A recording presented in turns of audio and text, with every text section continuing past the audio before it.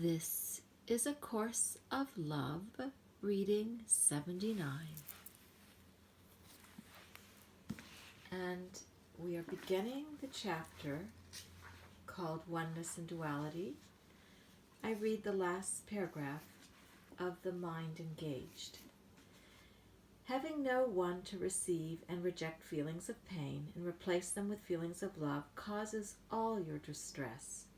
Think not that you react to pain of any kind with a love from your real self that would dispel it. The self you have taken out of the learning loop is the self of love. Chapter 19, Oneness and Duality.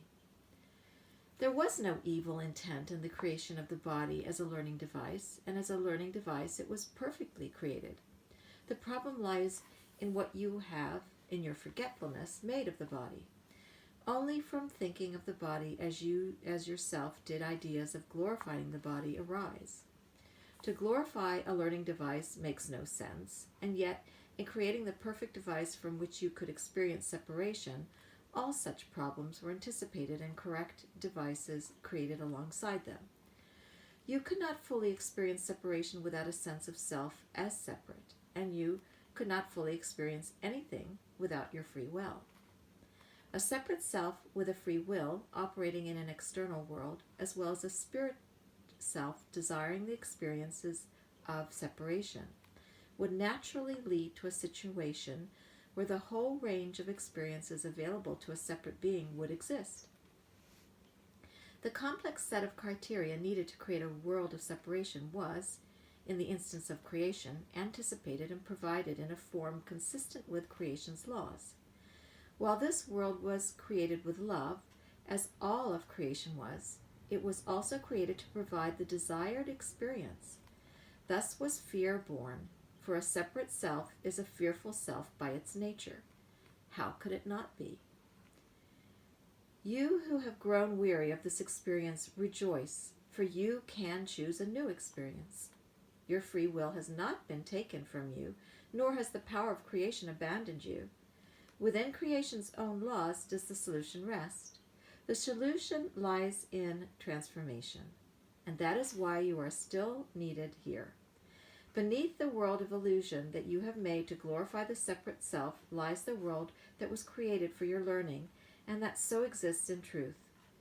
It is not the only world by any means, but it is still heaven because heaven must be where you are. A wholehearted choice to abandon all ideas of glorifying the separate self and to let the world be what it is will begin the transformation. This requires the first unification, the unification of mind and heart, after which unification with God is naturally returned to your awareness. For this unification returns you to the Christ in you and the one mind united with God, which you have never left. Creation's power then returns to you to help all the separated ones remember union. Although this all may sound like science fiction to you, realize that you accept much in all areas of your life, from that of religion to science itself, that sounds like fiction. You are not, however, expected to believe all I have told you on faith alone.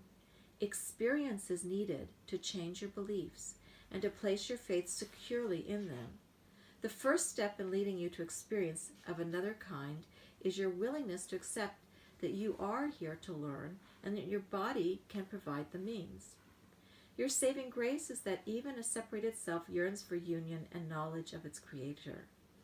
Thus, along with the yearning was a means provided for its fulfillment, and with this fulfillment lies the end of the separation. I was part of the means, but only part. Fulfillment can be provided by each and every one of your brothers and sisters, for in each is the Christ available to be seen and experienced as it was from me.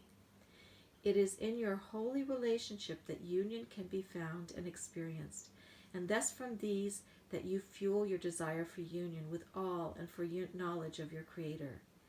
This yearning must but be a pure yearning, untainted by fear and judgment, and approached with wholeheartedness for it to be fulfilled. It is not the means that are lacking, but the wholehearted desire. Let me speak briefly of the role I played so that you can better understand the role that waits for you. I came in the fulfillment of Scripture. All this really means is that a certain community had been led to expect my arrival. They awaited me with expectation, and so found in me what they hoped to find. What my brothers and sisters saw in me allowed me to be who I was, even while in human form. I tell you truly, if you were to see any of your brothers and sisters today as those who awaited my birth saw me, they too would remember who they are. This is the role I ask you to accept, so that you can provide for others what was provided for me. And that was reading 79. Enjoy today.